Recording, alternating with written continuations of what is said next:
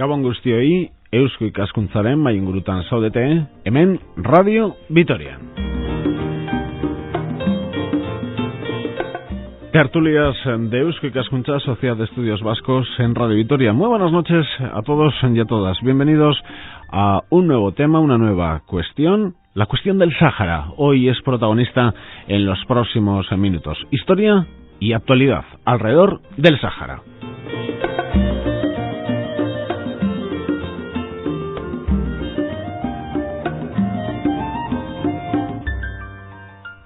Y es que desde la semana en la que hoy ya terminamos los días de dicha semana, ha comenzado un ciclo de conferencias sobre África y los exploradores vascos. En concreto, el 13 de mayo se abrió esa jornada con la aventura africana de algunos vascos del siglo XIX, que fue ponente en dicha conferencia Federico Verástegui, al que enseguida le vamos a tener en estos estudios de Radio Vitoria. En concreto ya en la jornada del 18 de mayo, esto es el próximo martes, Vascos en Guinea Ecuatorial, con Miguel Gutiérrez Garitano, que fue protagonista en otra tertulia de Eusko Ikaskuntza. Ya el 20 de mayo, si no me equivoco, el próximo jueves, la cuestión del Sáhara, historia y actualidad. El ponente Ramón Mairata, que está al otro lado del teléfono. Ramón Mairata, Gabón, buenas noches. Gabón, ¿qué tal? Para los que no le conocen, Ramón, ¿quién es Ramón Mairata? Bueno, pues en relación con el tema que hoy nos ocupa del Sáhara, pues yo en un determinado momento, justo en el instante de la descolonización, pertenecí como antropólogo a la Comisión de Estudios Históricos que preparó la documentación defendiendo la tesis de independencia del territorio ante el Tribunal de La Haya. Posteriormente, pues mis pasos se han dirigido más bien hacia el terreno de la literatura y sobre este tema del Sáhara pues he publicado varios libros, entre ellos una novela que recoge aquellas experiencias en aquel tiempo que se llama El Imperio Desierto, una antología sobre la literatura escrita sobre el desierto por los españoles que vivieron durante ese tiempo en el territorio y también un estudio junto con mis compañeros de la comisión que se llama El Sáhara como unidad cultural autóctona, entre otras cosas. Así que aquellos estudios históricos en el Tribunal de La Haya para defender en aquel caso la independencia del territorio saharaui, no sé, ¿con aquel trabajo te enamoraste del Sáhara? Efectivamente, para mí yo era muy joven entonces y claro, pues supuso el descubrimiento de una cultura completamente distinta, una cultura además que tenía unas características que no se daban en ningún otro lado. Primero que uno se plantea cuando pisa un desierto es cómo es posible la vida allí, y el modo de descubrirlo es precisamente conocer esa cultura que se ha sido elaborada en todo ese tiempo en esas condiciones tan duras y que la hace posible. Entonces, bueno, pues principalmente digamos que me enamoraron las personas, pero también evidentemente me enamoró el territorio, un territorio en donde todo parece muy esencial, hay muy pocas cosas que sobren, más bien digamos que es como la estructura mínima de la existencia y se vive con una intensidad enorme cada cosa. Si escuchas dentro de unos minutos que se abre una puerta y alguien se sienta, es que llega a este estudio de Radio Vitoria nuestro otro protagonista, Federico Verástegui, como saben, vicepresidente en Álava de la Real Sociedad Vascongada de Amigos del País, en su día presidente de la Sociedad Landázuri, además fue diputado de Cultura y actualmente es vicepresidente por Álava de Eusko Ikaskuntza. Bueno, nos vamos a acercar al Sáhara contigo mientras llega Fede, y es que el Sáhara ¿siempre fue un desierto? Bueno, pues no. Fíjate que incluso hace no muchos años se encontraron en algunas zonas aisladas y que se habían preservado pues la misma fauna que existe pues en el sur de África. Es decir, que era un lugar que tenía en un principio pues una vegetación y una tropical, y que poco a poco pues la fue perdiendo, se fue desertizando hasta que el río Níger actuó como barrera para que no penetrara el desierto más allá, aunque últimamente el proceso de desertización prosigue. De modo que hay un momento en que el Sáhara, que tenía una población más bien negroide y un tipo de fauna pues que es parecida a la del sur de África, ya digo, pues leones, cocodrilos, etcétera, desaparece todo esto y hay un momento de vacío hasta que alguien introduce el camello en el territorio y hace posible la vida en esas condiciones extremas. Bueno, ¿y esto cuándo se produce? ¿Se puede hablar de un momento de la historia en la que el Sáhara se convierte en un desierto? Ya sé que son procesos pues evolutivos, pero... Sí, eso es un proceso progresivo que no ha terminado todavía, ¿eh?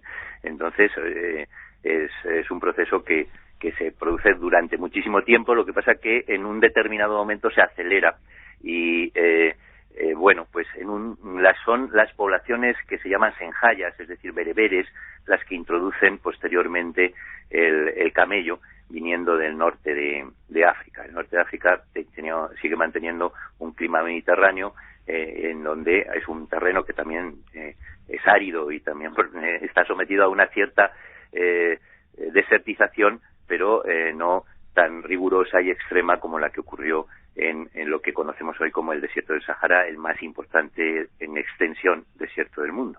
Porque el desierto del Sáhara, ¿qué extensión tiene? Pues mira, yo para los números soy fatal, pero no tengo ni la más remota idea. Pero sé que ocupa, pues fíjate, una muy buena parte de Argelia, lo que se llama el Sáhara Occidental, que llega hasta Mauritania, parte de Mali, de Níger, Libia y parte de Túnez, es decir, que llega hasta los confines de Egipto. Entonces, pues es una inmensa parte de África está ocupada por el desierto del Sáhara. ¿Y el desierto del Sáhara se lo han repartido entre las naciones? Bueno, es un territorio que durante muchísimo tiempo permaneció, digamos que teniendo una vida propia y una configuración propia. ¿Por qué? Pues porque la vida en el desierto era distinta a la que se puede producir en otras partes. Para sobrevivir era necesario desde una organización social diferente hasta adaptar toda una organización material y económica para poder sobrevivir en ese territorio. Digamos que cumplía una función muy importante y era la desde el punto de vista económico, la de unión entre el sur de África y el norte. Las rutas caravaneras que lo atravesaban eran, digamos, las que desarrollaban ese comercio transsahariano, del que tenía una enorme importancia en aquella época y que creó en las márgenes del desierto ciudades que tuvieron una cierta prosperidad, pero el territorio pues estaba habitado por distintas poblaciones que tenían sus propias organizaciones sociales. Fue mucho más tarde, cuando se produjo el proceso de descolonización, cuando se estableció ese reparto, que tú hablas, reparto colonial, que por otro lado pues afectó a muchísimos otros países que no son del desierto del Sáhara. Es un proceso prácticamente global, como por utilizar una terminología actual. ¿En qué momento de la historia? Eso sí que nos lo puedes situar, Ramón. Sí, realmente el reparto de África se produce en la conferencia de Algeciras, que tiene lugar a principios de este siglo. Pero el comienzo de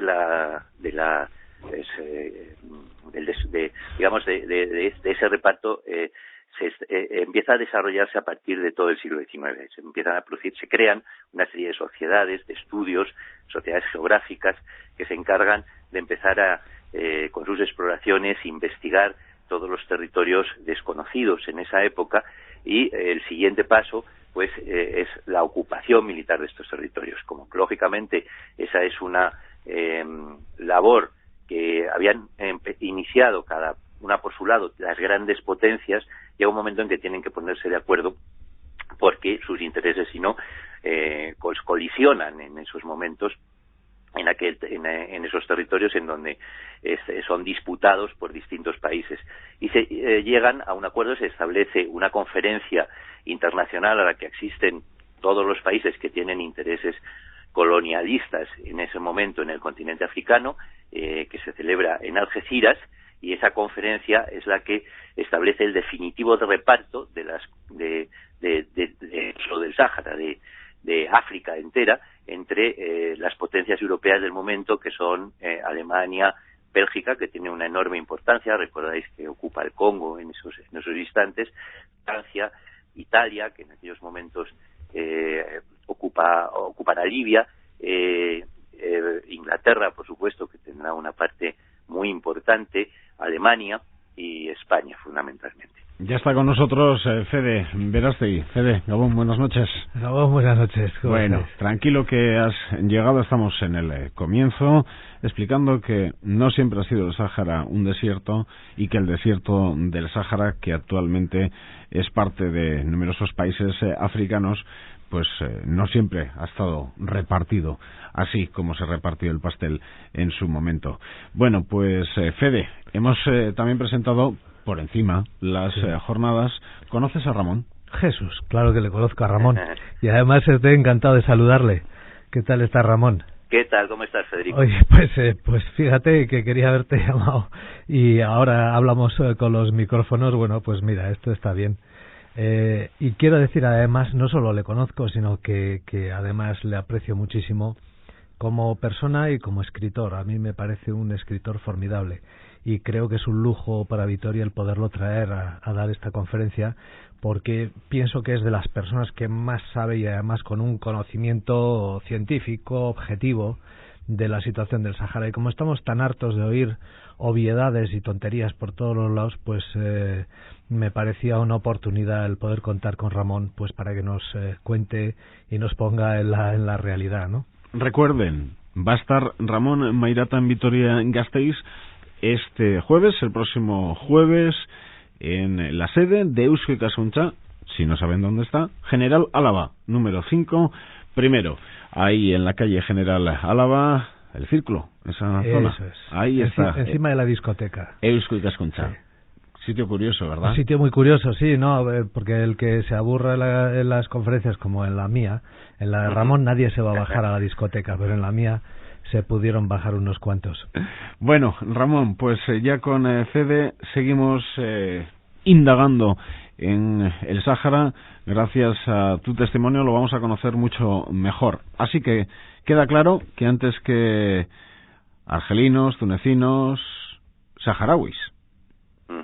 Eso está claro. El pueblo saharaui existía, lo que pasa es que nunca ha tenido una organización, digamos, jurídico-política.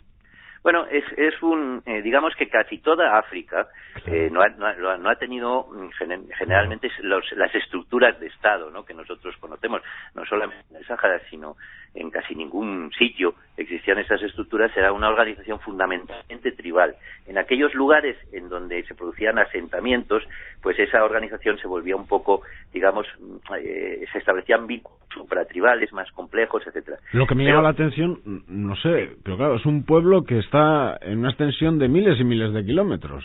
Claro, porque fíjate que el desierto no permite sostener grandes poblaciones, es decir, que es un pueblo nómada, es un pueblo que se va moviendo, pero claro, todo eso también tiene sus reglas. Es decir, en el Sáhara, fijaos que la organización social se crea en el siglo XVIII en un paralelo con lo que es la guerra de los 100 años europeas. Allí hay una guerra, la guerra de Charbuba, entre dos grandes confederaciones de tribus, una tribu dirigida que llamaban tribus religiosas, que dirigida por un Mahdi, por un elegido, unas tribus que su base era fundamentalmente religiosa, y otra que son las tribus guerreras, que luchan entre sí, ganan las tribus guerreras, y a partir de ahí se crea algo parecido a lo que en Europa ha sido el feudalismo.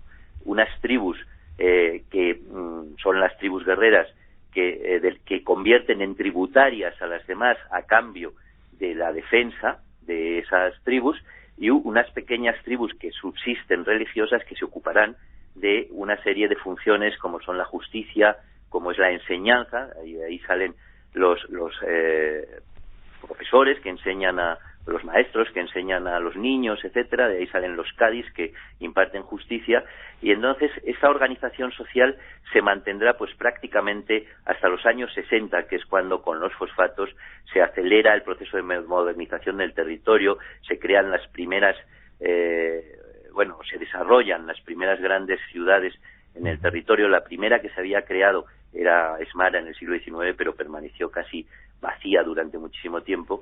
Y entonces, pues es esa organización social que es mucho más fluctuante, que no es como un Estado nuestro, pero que sí tiene una cierta un cierto reparto, digamos, de funciones y de poderes entre las distintas tribus, en la que está sentada, digamos, la personalidad del Sáhara y la organización del Sáhara durante todo este tiempo, con una condición más, y es que cuando se produce las primeras expediciones coloniales y las primeras conquistas coloniales, pues todas estas tribus tan dispersas se unen frente a un enemigo común, y de ahí ya empieza a surgir pues un embrión de ejército común, empieza a surgir unas jefaturas que todos aceptan, etcétera, que podríamos decir que sería ya el comienzo de una mínima organización estatal en el territorio. ¿De cuándo son esas primeras expediciones coloniales? Las primeras expediciones coloniales tienen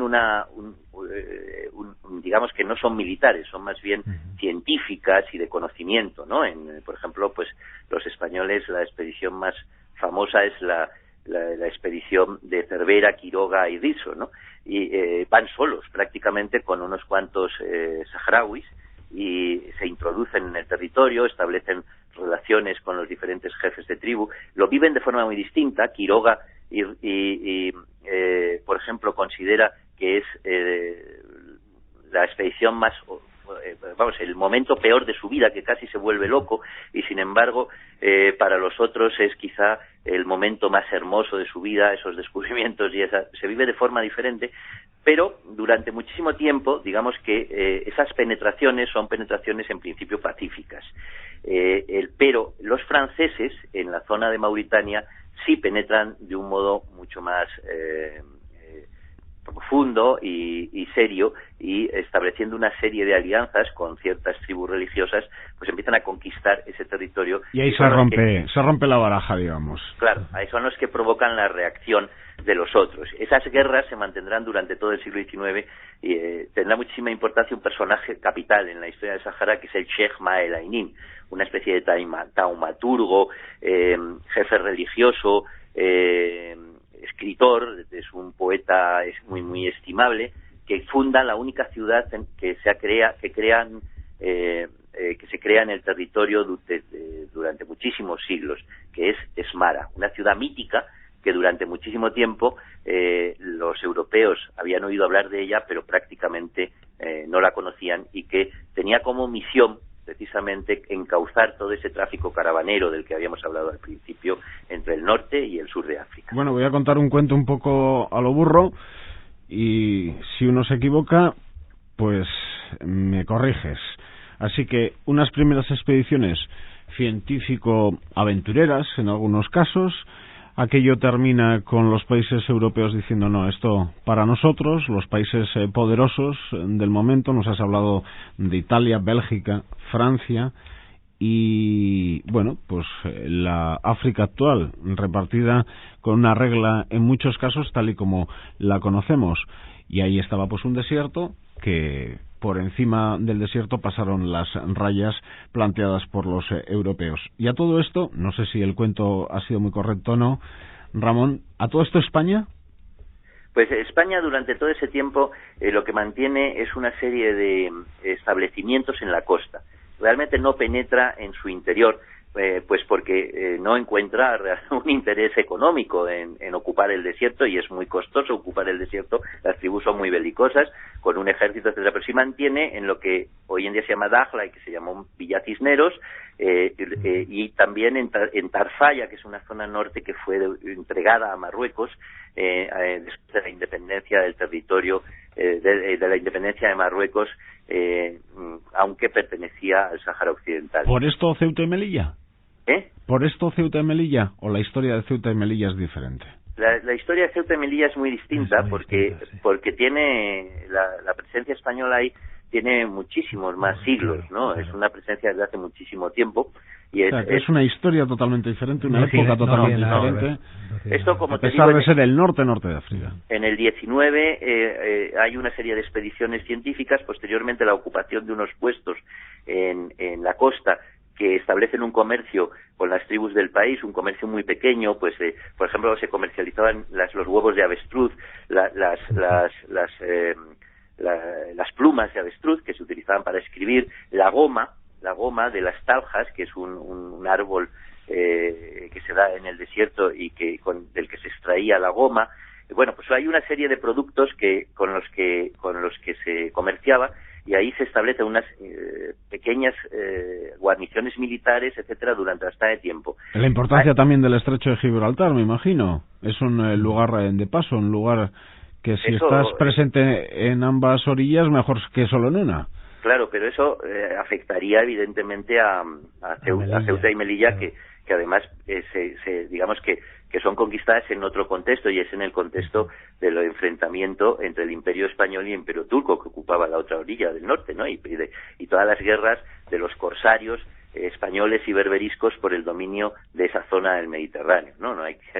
Digamos que es una historia que se acaba cuando se establece la paz con Constantinopla en el siglo XVIII. Es decir, la historia del Sáhara no tiene ninguna relación con ese mundo. Con Ceuta, Melilla. Eso es. En el Sáhara lo que ocurre es que durante un tiempo se mantiene esas relaciones de cierta buena vecindad con unas tribus que tienen absoluta libertad y autonomía. No hay una ocupación real del territorio hasta que el desarrollo de la aviación hace que empiece a tener un interés estratégico el territorio, porque las compañías aéreas, y en concreto una muy famosa que a todos os sonará porque era donde volaba Saint-Exupéry, es la compañía Latécoère, que era la primera compañía que establece relaciones del correo, de llevar el correo a Latinoamérica.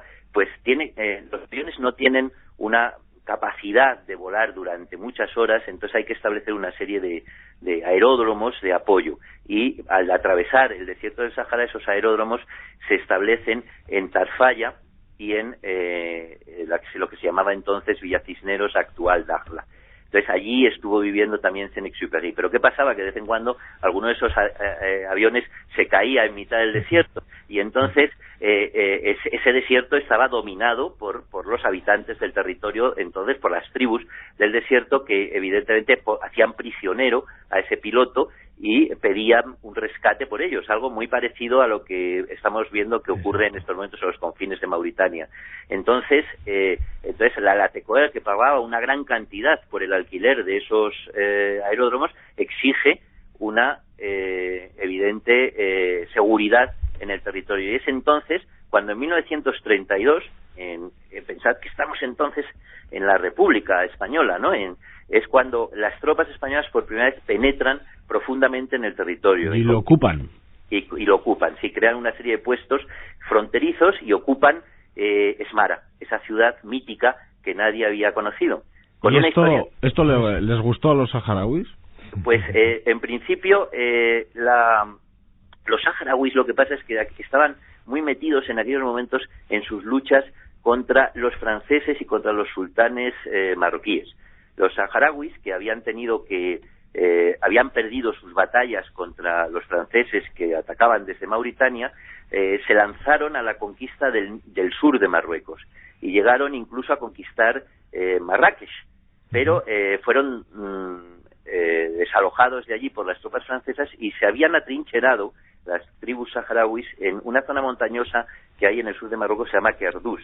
Entonces allí toda una dinastía de hijos de este hombre del que os hablaba antes, Sheikh Malainim, los sultanes azules, mantuvieron la guerra colonial precisamente hasta ese año, hasta el año 34, en que ya no pudieron resistir más, y entonces llegaron a un acuerdo precisamente de retirada hacia la zona del Sáhara Occidental y firmaron unos acuerdos con España de pacificación, con lo cual, pues bueno, en aquellos momentos se estableció un cierto equilibrio en el territorio y no hubo una contestación militar armada, como ha habido en otros momentos.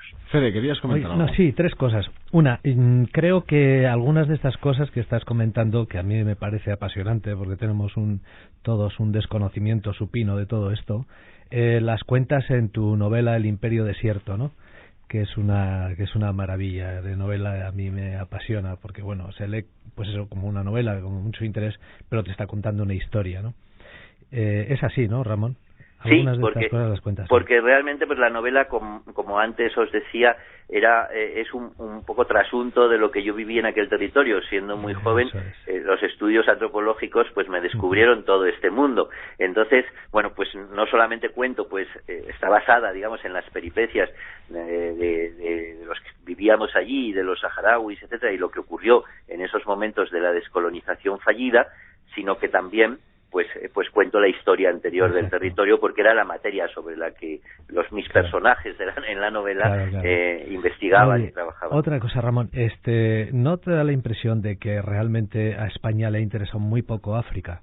Yo creo que, por lo menos, te quiero decir, el norte de África o Marruecos, si comparas con otros países, o sobre todo, si comparas con las colonizaciones de franceses realmente lo hemos tenido tan cerca que no sé si ha sido eso lo que ha producido desinterés, pero ha habido muy poco interés español por África, pienso yo, ¿eh? Bueno, yo creo que fíjate que cuando se empieza la colonización de África, los primeros pasos, que son evidentemente la investigación sobre esos territorios, pues lo que se hace es imitar un poco lo que hicieron los otros países. Es decir, las primeras sociedades de estudios geográficos, etcétera, que son los primeros que empiezan a establecer las expediciones de conocimiento de esos territorios para ulteriormente conquistarlos, las primeras son inglesas, francesas, etcétera. Es decir, el gran conocimiento de estos territorios procede fundamentalmente, en principio, de expedicionarios de esos lugares. ¿Esos sobre qué años son? ¿Son del siglo XVIII? Empiezan en el XVIII, y empiezan a desarrollarse en el XIX. Pero nosotros tenemos que hay expediciones españolas en el XVII a Sudamérica y a montones de países. Porque nosotros tenemos en aquellos momentos... África está al lado, nada. Porque tenemos en aquellos momentos los españoles tienen un imperio colonial allí, que realmente es mucho más que suficiente para dedicarse a eso. Sí. Pero así todo, existen varias expediciones de cierto interés, ¿no? Sí. Y yo destacaría fundamentalmente la de Ali Bey el Abbasí. Exactamente, cuya biografía escribiste y que me encantó tanto, sí.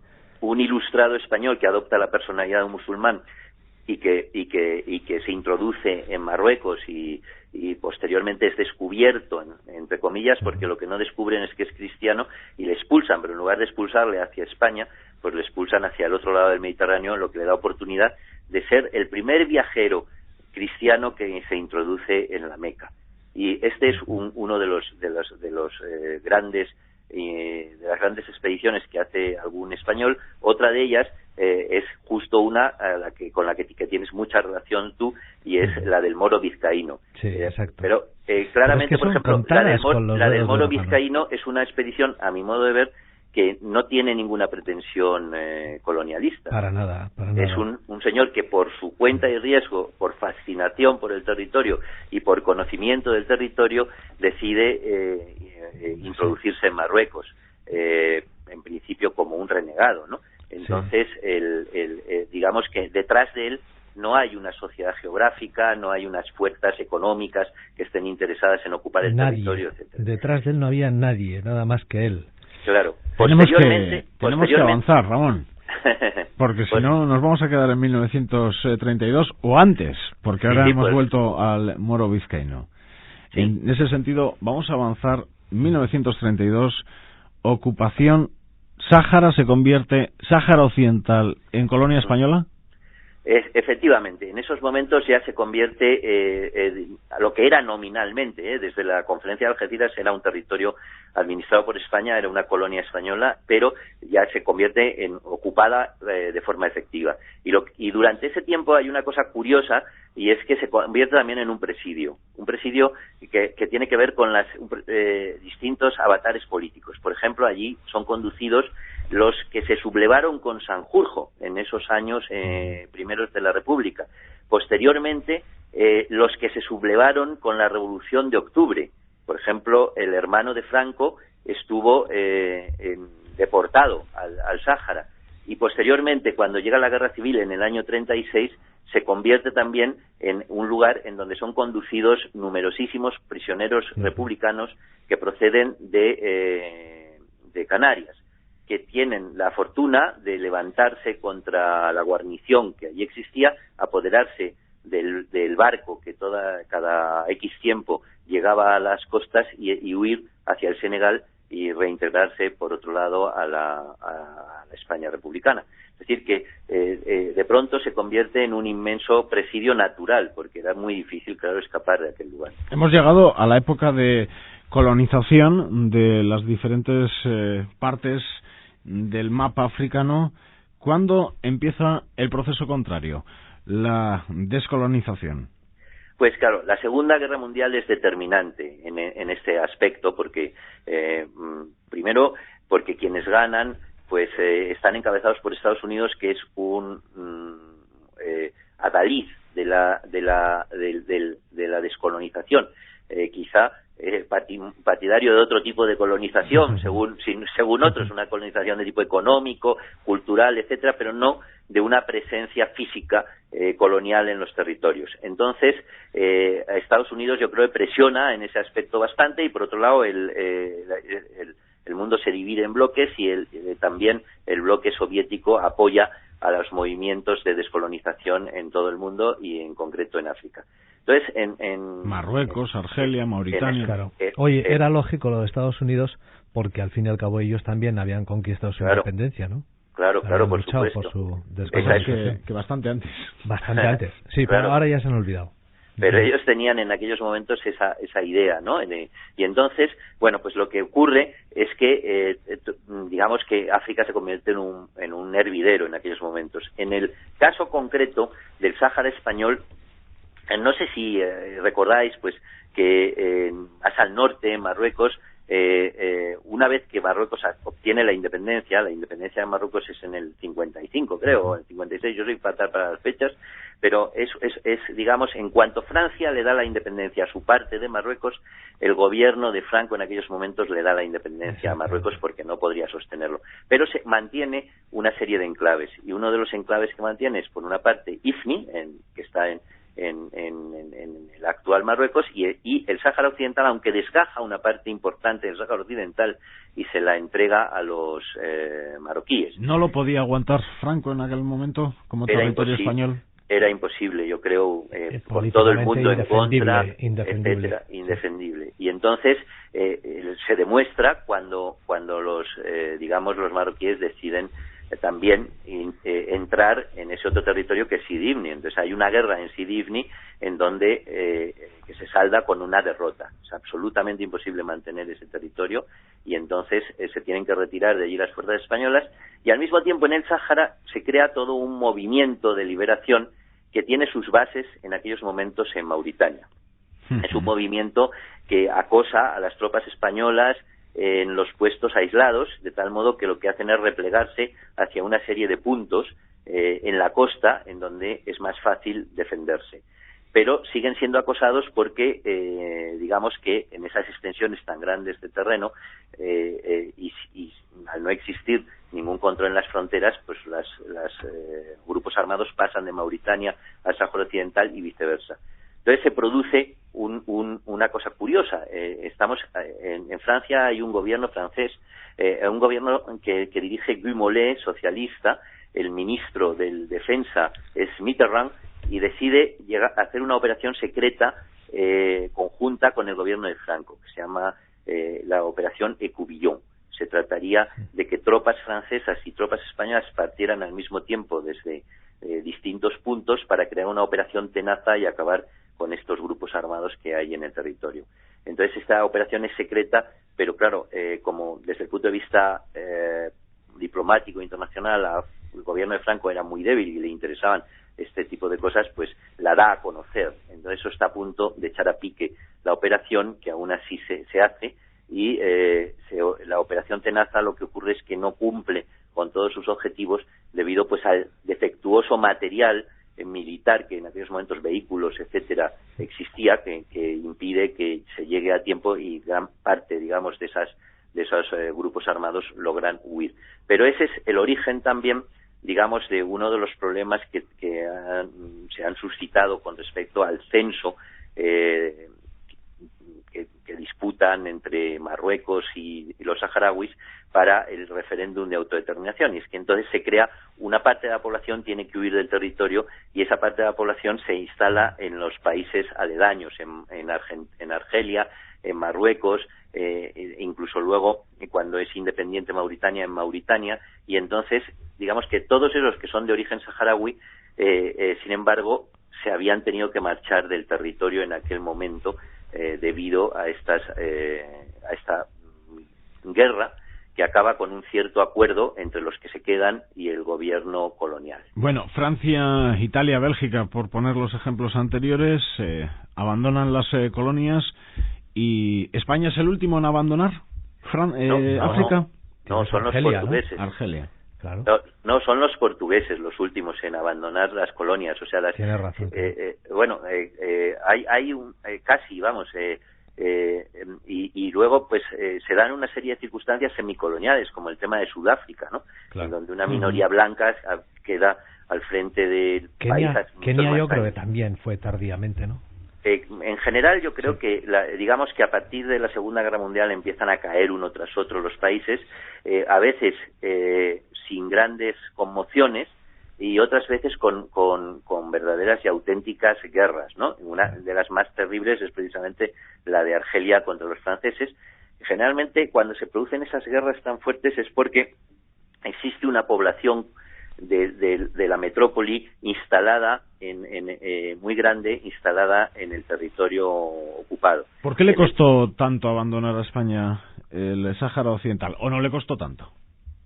Bueno, en realidad, digamos que la cuestión es que era un territorio que no tenía un interés económico muy grande, hasta que en los años 60 pues se descubren los fosfatos. Y entonces, claro, esto se convierte en un territorio muy interesante desde el punto de vista económico. Si se le junta la pesca, pues también resulta enormemente atractivo.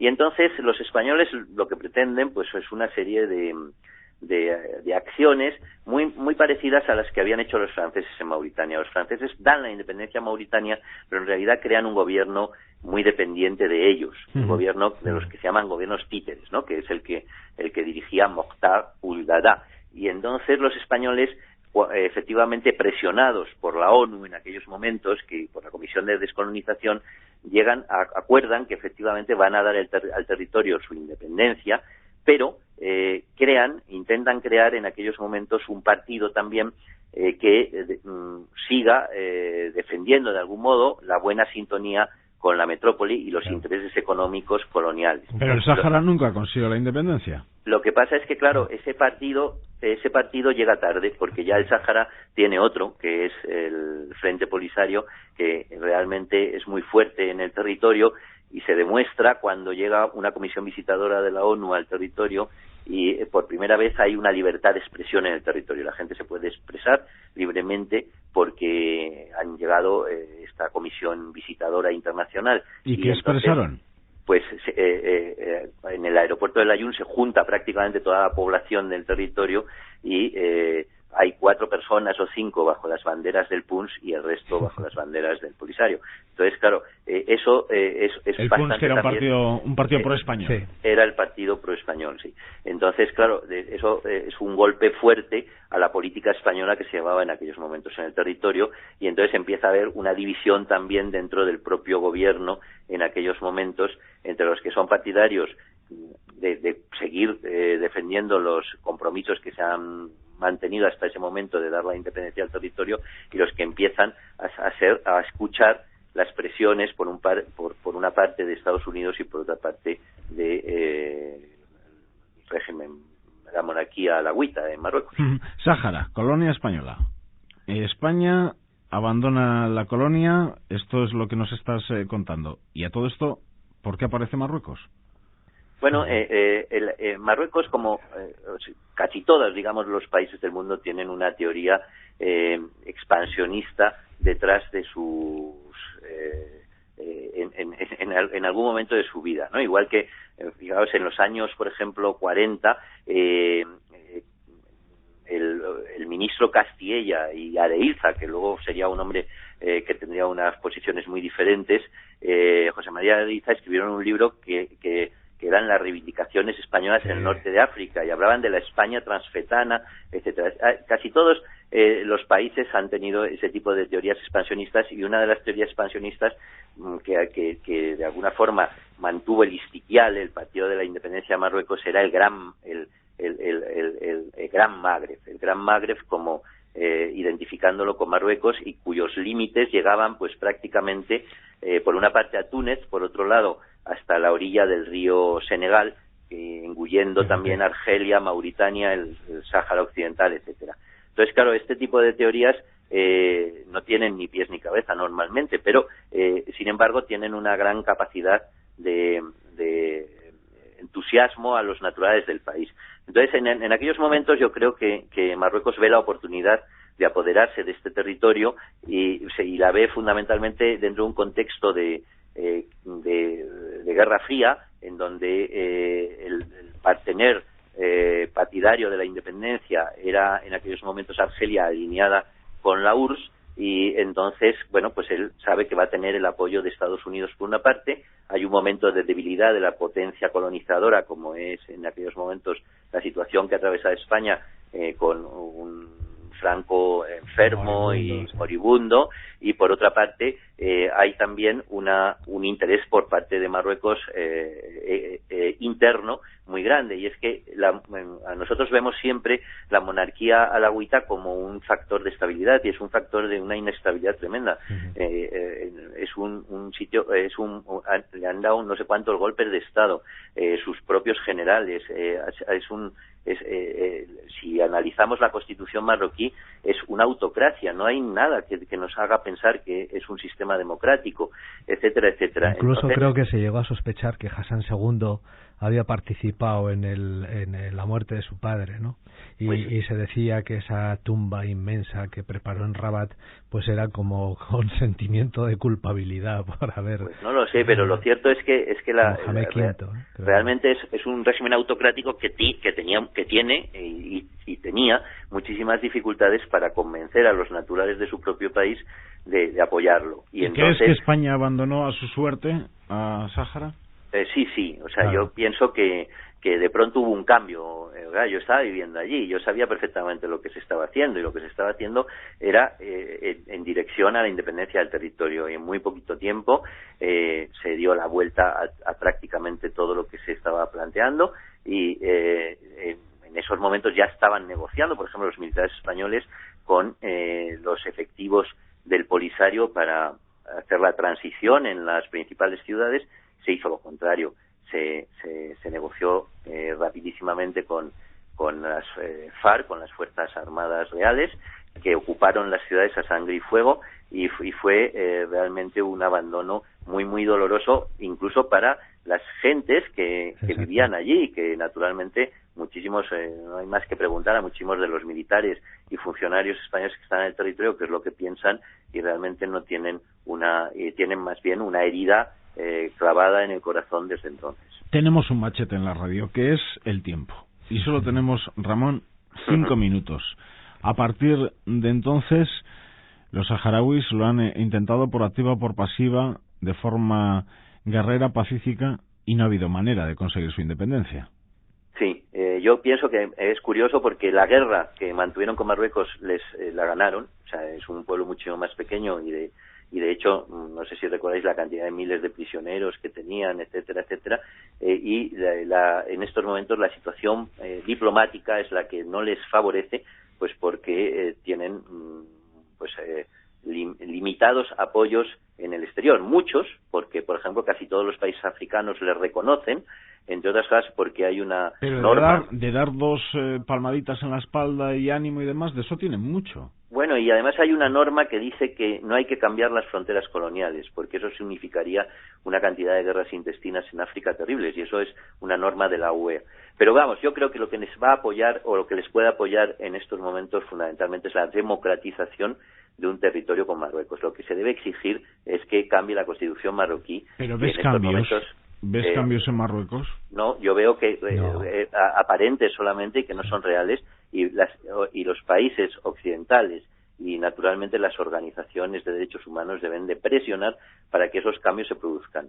Es absolutamente fundamental que Marruecos se convierta en un país democrático, y entonces dejará de hacer cosas antidemocráticas como es ocupar un territorio que no le pertenece, y además utilizando una serie de medios como son la tortura, la persecución de los disidentes, etcétera, que no se pueden tolerar en ningún país que no le ha pertenecido nunca, además, aunque no bueno, ha habido en la historia sí que han hecho rachias de los sultanes, incluso de llegar muy al sur, pero nada, eran digamos historias de conquista y de pues para enriquecerse ellos, ¿no? Pero realmente una conquista así permanente nunca ha habido, ¿no? Jamás. La verdad es que uno se pregunta que para ser un país, no es uno de los países del G20, Marruecos, pero tiene un poder en el panorama internacional actual, porque no se les echa mano. España tampoco lo hace, ¿no? Presionando en alguna declaración, en alguna reacción, en algún momento, pero luego no sé si es por otro tipo de acuerdos, pero bueno. Hombre, yo creo que hay un juego ambiguo por parte de muchas de las potencias en ese sentido. Sin embargo, yo creo que el valedor fundamental que tiene unos intereses económicos realmente importantes es Francia. Ese es realmente el pilar sobre el que se sustenta la capacidad en estos momentos de influencia de Marruecos, porque Estados Unidos siempre ha tenido también sus distancias con respecto a la monarquía alauita. Y la prueba de ello fue el Plan Baker. El Plan Baker era un plan que apoyaba por completo la autodeterminación del territorio. Y hasta ahora ese ha sido el único plan que los Estados Unidos han puesto sobre la mesa. Y por lo tanto, en Estados Unidos existe, dentro del Congreso, etcétera, encabezado desgraciadamente por un hombre que ha muerto hace poco, que era Edward Kennedy, un importante lobby de parlamentarios favorables al Sáhara Occidental. Y por lo tanto pues la situación es como tú dices, pero no tan dramática ni unívoca, porque si no ya habría desaparecido el Sáhara Occidental del mapa, y sin embargo llevan 30 y tantos años o casi 40 manteniéndose y enfrentándose a los otros. Entonces, bueno, pues desde ese punto de vista lo que uno desearía es que los países occidentales fueran congruentes y sobre todo exigieran, en estos momentos yo creo que es el punto clave, exigieran el respeto a los derechos humanos y la democratización de los regímenes del norte de África. Yo no digo Marruecos, pero también a mí me encantaría que sucediera con Argelia, por supuesto. Hombre, fíjate. Tenemos que terminar, Fede. ¿Cuántos alaveses has conocido haciendo la mili en el Sáhara? Pues he conocido algunos. Yo también. Sí, bastantes, por cierto. Yo también. Sí. Y seguramente que, como quien te habla, con un desconocimiento total de la historia del Sáhara, a pesar de la cercanía y de una historia común.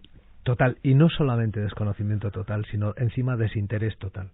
Porque, bueno, más o menos el desconocimiento se puede tener, pero si tú has estado allí y has visto aquello, bueno, pues por lo menos podías haber desarrollado una cierta empatía, una simpatía hacia aquello, ¿no?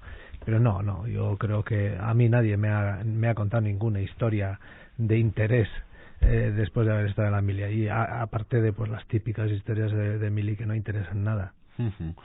Bueno, entre otras cosas, por eso este ciclo de conferencias que comenzó la semana pasada contigo mismo, hablando, como decíamos antes, de la aventura africana de algunos vascos del 19, y esta semana con dos ponencias: vascos en Guinea Ecuatorial, con Miguel Gutiérrez Garitano, que ya ha pasado por este mismo espacio, y Ramón Mairata, que ha estado hoy con nosotros el jueves 20. Recuerden, en General Álava, número 5, la cuestión del Sáhara, historia y actualidad. Para que conozcan más sobre el presente y lo que piensa Ramón y todos los que acudan a esa conferencia sobre el futuro, pues la posibilidad ahí la tienen. Uno de los trabajos que hace Eusko Ikaskuntza, Fede, por seguir impregnando de cultura la sociedad alavesa y la sociedad vasca en general. Y mira, esta es una buena combinación de historia y de actualidad, ¿no? Yo creo que por un lado se han dado unas pinceladas históricas y por otro lado pues nos hemos metido con un tema tan de actualidad y tan interesante como es el que nos va a presentar Ramón. Y luego, por cierto, cena. No y sé. Después cena, que no se olviden. Y además cena barata, 25 euros. 25 euros para charlar todavía más con Ramón en Mairata. Luego ya no sé si iréis a la discoteca. Ramón, ¿dispuesto a ir a la discoteca?